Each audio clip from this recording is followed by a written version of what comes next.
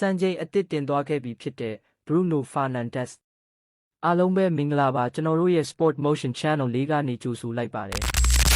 ဒီနေ့မှာ World Premier League သမိုင်းမှာအကြီးဆုံးစံချိန်တစ်ခုကိုချိုးဖျက်လိုက်တဲ့ Bruno Fernandes အကြောင်းကပါမနေ့ညကကန်သွားတဲ့ပွဲမှာတလုံးဖန်တီးခဲ့တာကြောင့်တီယာဒီတစ်ခုထဲမှာ assist 20တစ်ခုလုပ်နိုင်ခဲ့ပါတယ်ဒါဟာ Premier League သမိုင်းတစ်လျှောက်ဘယ်သူမှမလုပ်နိုင်ခဲ့တဲ့စံချိန်ပါ Bruno Fernandes ဟာရာသီနောက်ဆုံးပွဲ Brighton ပွဲမှာ Patrick Dorgu အတွက်ထောက်ကန်ဘောလုံးကိုပေးပို့ပြီးဒီသမိုင်းဝင်စံချိန်ကိုချိုးဖျက်လိုက်ပါတယ်ဒီစံချိန်ရဲ့သမိုင်းကြောင်းကိုပြန်ကြည့်ရအောင်2003ဒီမှာ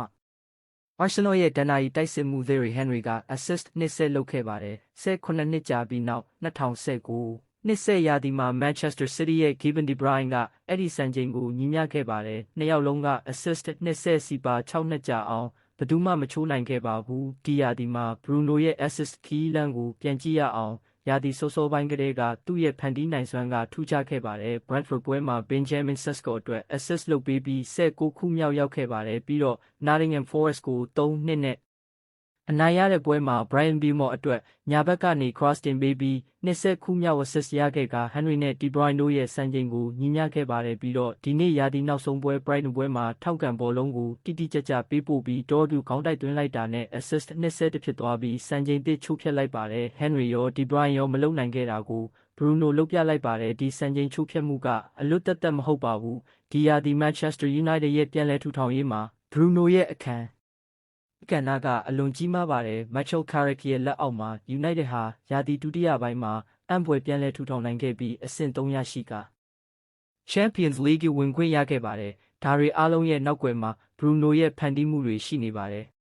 တကိုယ်ရည်စုတွေလည်းစတိုက်ရရှိနေပါတယ် Footballer of the Year ဆုကို Declan Rice တို့ကိုကျော်ပြီးရခဲ့ပါတယ်ပြီးတော့ဒီပတ်ထဲမှာပဲ Premier League Player of the Season ဆုကိုလည်းရခဲ့ပါတယ် Five Player of the Year ဆုအတွက်လည်းအဓိကကိုယ်စားလှယ်လောင်းဖြစ်နေပြီးဒီဆုကိုရခဲ့ရင် Sir Alex Ferguson ခေတ်လွန်Unitedကစားသမားတွေထဲမှာပထမဆုံးဖြစ်လာမှာပါဒါပေမဲ့ Bruno ကိုယ်တိုင်ကတော့တကိုယ်ရည်ဆုတွေထက်အသင်းအတွက်ဖလားရချင်တယ်လို့ပြောပါတယ်သူက Sky Sports ကိုပြောခဲ့တာကကျွန်တော်လိုချင်တာအကုန်မရသေးပါဘူး Premier League ဖလားနဲ့ Champions League ဖလားကိုဒီကလပ်နဲ့ရချင်ပါတယ်ရနိုင်ခြင်းရမယ်မရနိုင်ခြင်း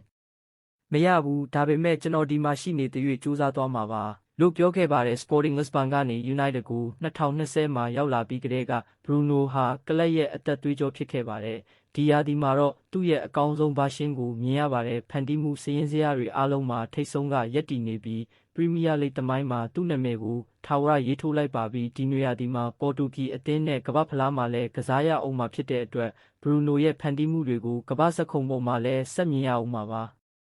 Henry ရော De Bruyne ရော Premier League သမိုင်းမှာအကောင်းဆုံးဖန်တီးရှင်တွေဖြစ်ခဲ့ပါတယ်။အခု Bruno Fernandes ဟာသူတို့နှစ်ယောက်လုံးကိုကျော်ဖြတ်ပြီး assist ဘုရင်အဖြစ်ရပ်တည်လိုက်ပါပြီ။ဒါဟာ Manchester United ပရိသတ်တွေအတွက်ရောဘောလုံးချစ်သူအားလုံးအတွက်ပါမှတ်သားထိုက်တဲ့သမိုင်းဝင်အခိုက်အတန့်တစ်ခုပါ။